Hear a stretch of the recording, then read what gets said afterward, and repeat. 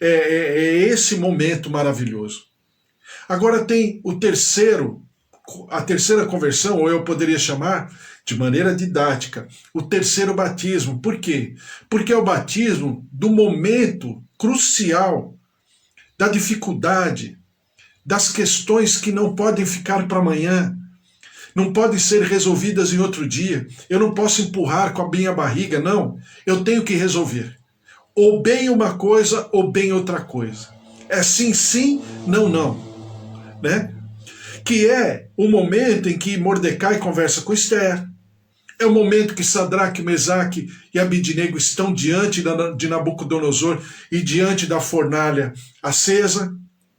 É o momento em que Daniel se propõe a orar ao Deus vivo, né? As 3 vezes do seu dia, com a janela aberta da sua casa, sabendo que a lei medo-persa, sabendo que ele estaria infringindo a lei medo-persa, mas é o momento que ele decide.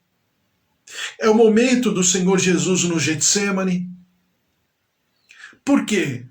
Geralmente esse chamado batismo, geralmente é chamado batismo de dor.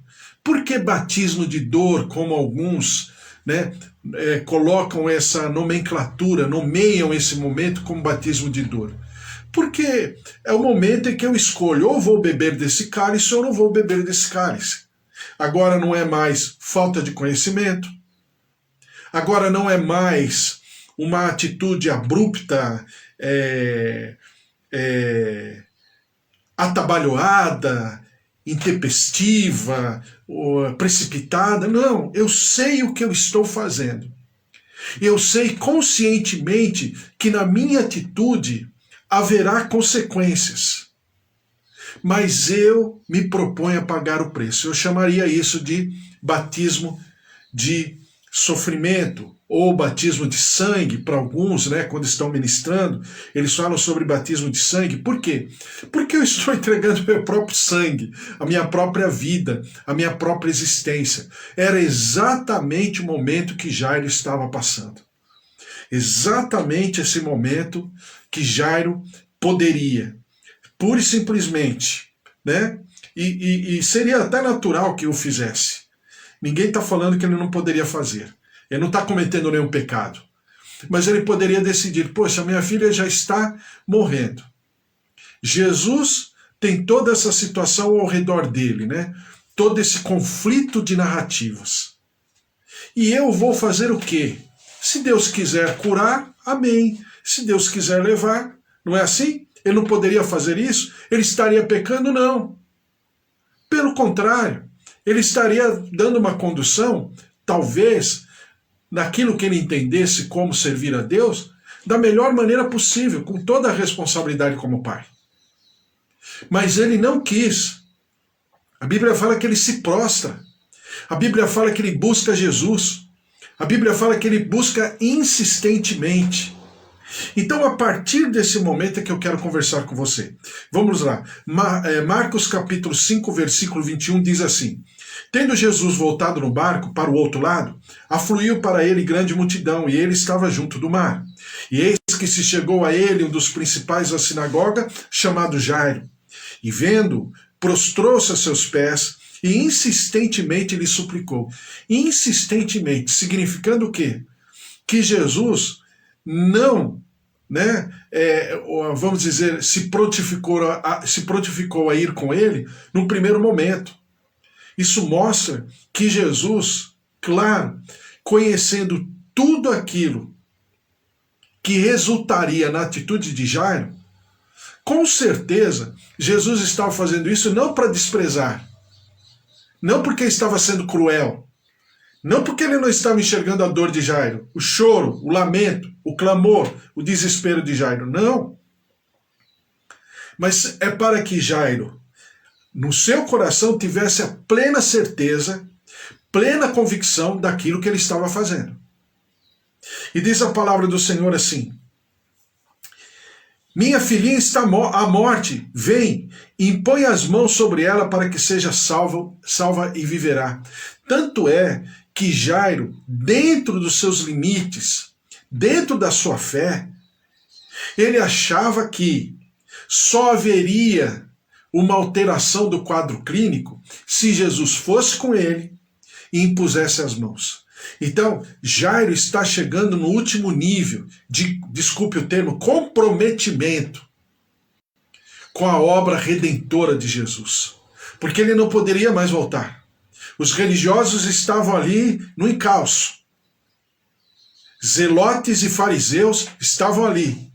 Todos conheciam Jairo. O chefe de uma sinagoga, de um lugar, a gente já conversou a respeito, de um lugar tão populoso, tão importante, né, na vida econômica daquela região, que era Cafarnaum. E ele, chefe daquela sinagoga, claro que todo mundo conhecia. Todo mundo sabia quem era Jairo. E diz a palavra, Jesus foi com ele, grande multidão o seguia, comprimindo-o. Versículo 35. Falava ele ainda quando chegaram alguns da casa do chefe da sinagoga, a quem disseram, tua filha já morreu. Desculpe, só fechar aqui.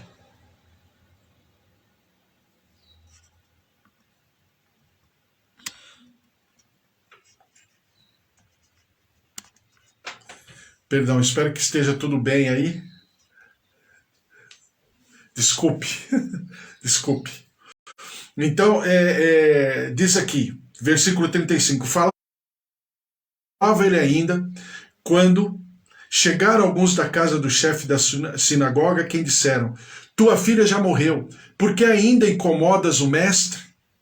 Mas Jesus, sem acudir tais palavras, disse ao chefe da sinagoga, não temas, crê somente. Contudo, não permitiu que alguém o acompanhasse, senão Pedro e os irmãos Tiago e João. Chegando à casa do chefe da sinagoga, viu Jesus o alvoroço, os que choravam e os que pranteavam muito. Ao entrar, lhes disse, por que estáis em alvoroço e chorais? A criança não está morta, mas dorme. E riam-se dele. Tendo ele, porém, mandado sair a todos, tomou o pai e a mãe da criança e os que vieram com ele e entrou onde ela estava. Tomando-a pela mão, disse, Talita cumi. Ou seja, que quer dizer, menina, eu te mando, levanta-te. Imediatamente a menina se levantou e pôs-se a andar, pois tinha 12 anos. Então ficaram todos sobremaneira admirados, mas Jesus ordenou-lhes expressamente que ninguém o soubesse e mandou que dessem de comer à menina.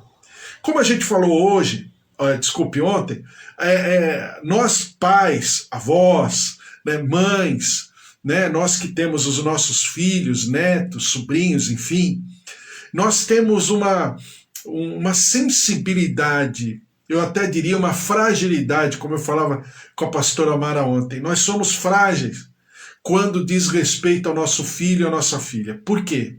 Porque a parte que dizem os pais e mães, né, que é o órgão do nosso corpo que mais dói, é o órgão chamado filho.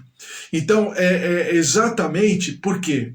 Porque Jairo, no seu desespero, ele suplantou todos os problemas e dificuldades e foi em busca de socorro em Jesus Cristo. Por quê? Porque com certeza ele já havia acompanhado anteriormente. Claro, de maneira equidistante, mas acompanhou com certeza a cura da mulher da hemorragia de sangue, a cura daquele servo do centurião esse que era conhecido de Jairo, porque esse centurião sustentava e ajudou na construção, na reforma e também no aparelhamento da sinagoga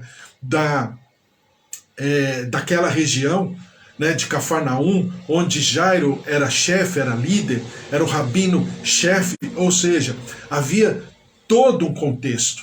Jairo já havia tido experiências e agora ele queria experimentar.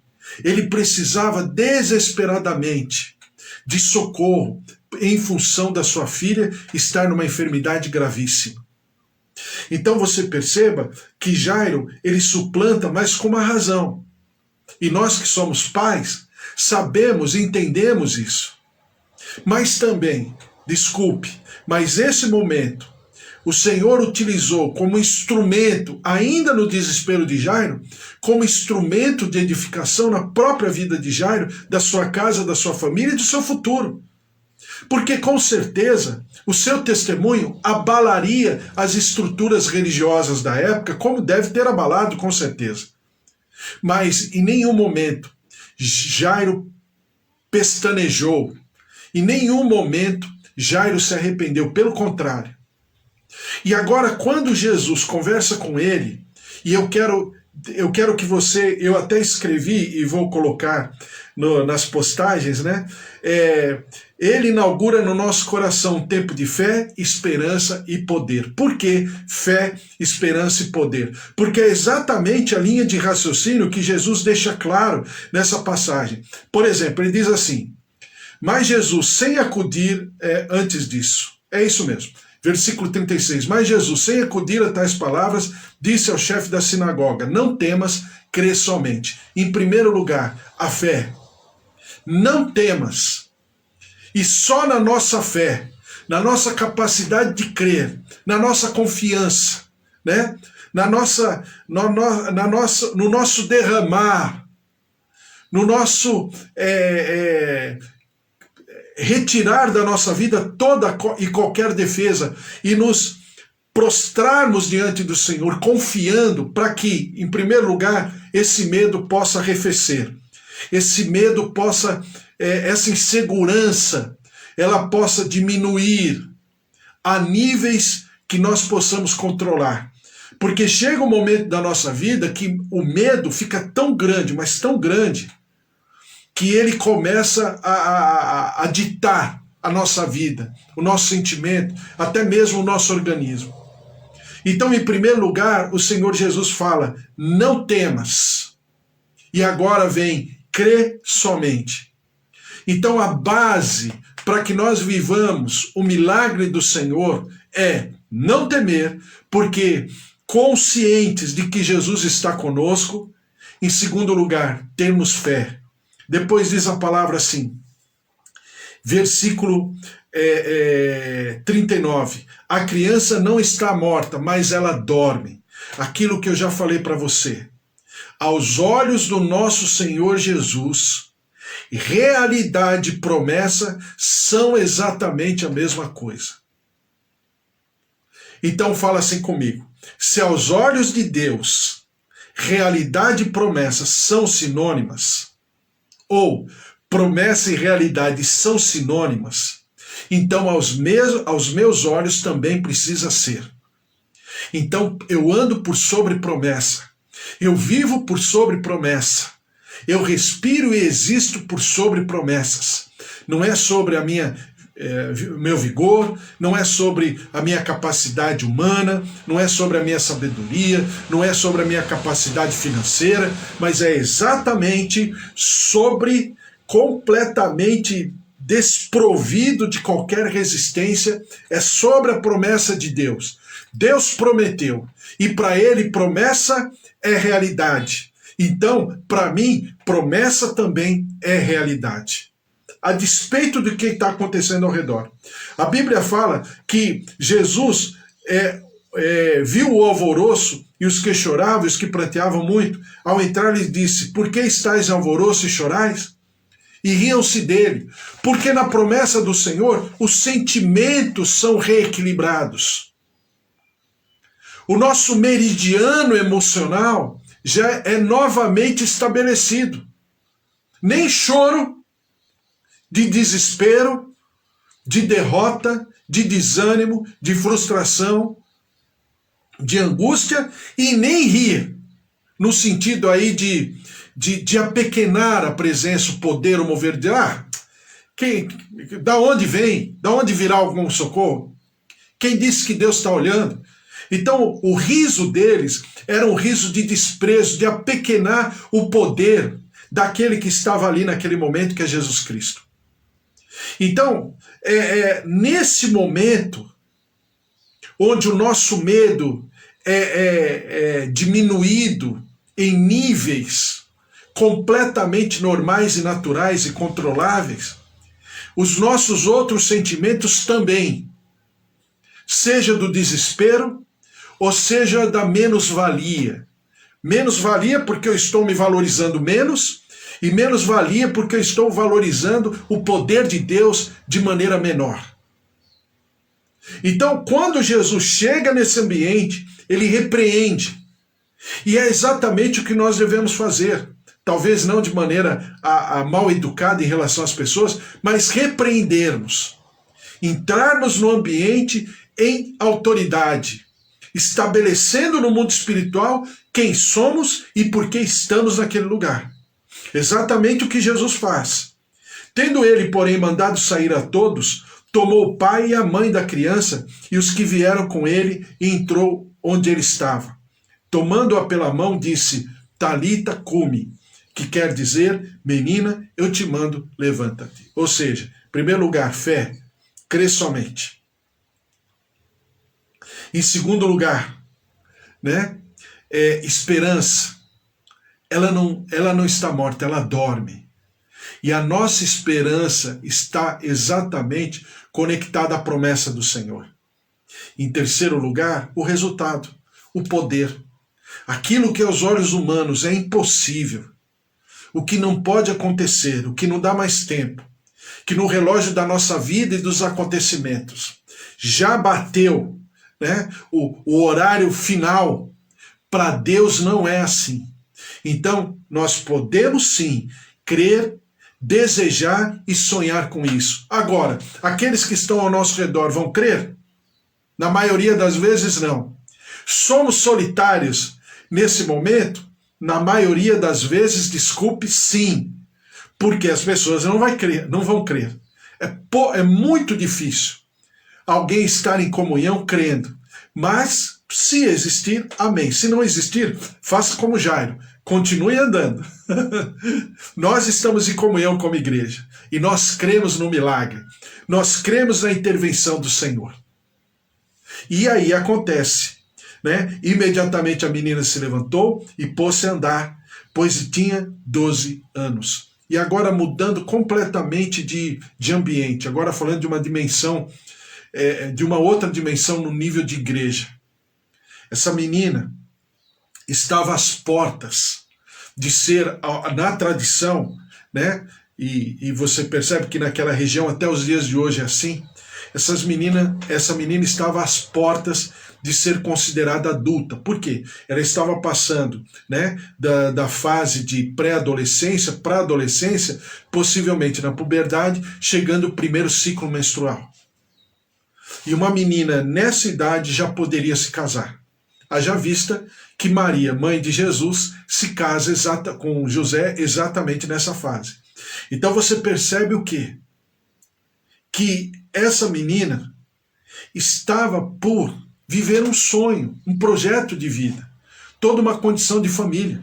Porque essa menina, e 12 anos para nós, significa, o número 12 significa governo.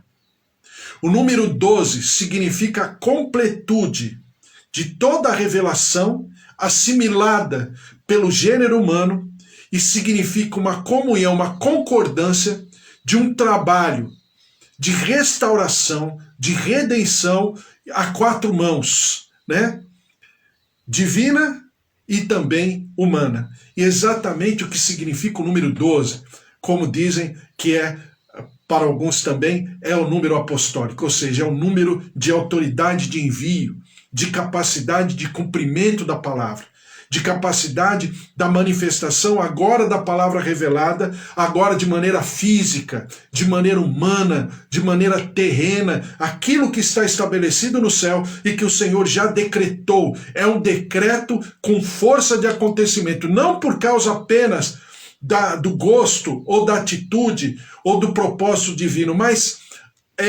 assimilado, absorvido no coração. Então esse é o número 12. Essa menina significa, vamos dizer assim, a construção ou a constituição de uma igreja, lavada e remida no sangue do Cordeiro, fundamentada sobre a rocha eterna que é Jesus Cristo. Então Jairo significa quem significa exatamente o Deus e Pai na sua condição de entregar nas mãos de Jesus a redenção, a remissão e a ressurreição dessa menina. Essa palavra ela fala por muitos lados, e todos eles falam exatamente da intervenção de Jesus Cristo. E o que significa a intervenção de Jesus Cristo, não só na nossa vida pessoal, familiar, mas também na nossa vida como igreja, em comunhão, como povo de Deus, que é exatamente a vitória sobre a morte. É exatamente o poder da ressurreição para viver exatamente toda a constituição da noiva sendo preparada para receber o seu noivo e estabelecer as bodas do Cordeiro, como diz a palavra. Então você tem nessa palavra aquela completude, não só de maneira pessoal, não só de maneira espiritual, de maneira familiar, mas também de maneira ministerial. Então, essa menina, Talita Cume, né, significa exatamente o nosso levantar para uma nova etapa, para um propósito que o Senhor já havia estabelecido há tanto tempo e que agora está encontrando um ambiente de pós-ressurreição. Um ambiente onde essa menina não terá mais essa enfermidade, mas ela viverá exatamente esse novo tempo e essa nova etapa de vida. Então você e eu estamos nos levantando e nós vamos orar por isso, né? Para que o Senhor possa inaugurar na plenitude esse tempo. E se ainda não inaugurou, inaugurar. Ou se já inaugurou, para que sejamos renovados naquilo que cremos, naquilo que vivemos, naquilo que somos e na identidade que o Senhor tem por sobre a nossa vida. Né? Eu estava ouvindo uma música, eu não sei de quem agora, eu não sei, mas eu estava ouvindo, eu só lembro dessa frase, né? Que a nossa identidade é a face de Deus. A nossa identidade é a face de Deus. E que o Senhor se manifeste, né, nessa plenitude sobre nós através de nós. Exatamente como aconteceu com Jairo e a sua filhinha, e com certeza essa família foi completamente renovada, restaurada, agora sobre um novo tempo. As pessoas que estavam ali e testemunharam uma obra de milagres, de sinais, prodígios, maravilhas tão grande, não poderiam dizer que Jesus não havia passado por lá. Jesus passou pela tua vida. Jesus passou pelo teu ministério. Jesus passou pela tua casa, Jesus passou pela tua família, Jesus passou pelos teus relacionamentos interpessoais, Jesus passou por sobre todo o teu trabalho, a tua existência. Então é tempo de fazer com que esse Jesus encontre um ambiente de, como é que é? Fé, esperança e poder. Fé, esperança e poder. Fé, esperança e poder. Amém? Vamos orar, colocar tudo isso diante do Senhor. Glória a Deus, a palavra de Deus é maravilhosa. E o Senhor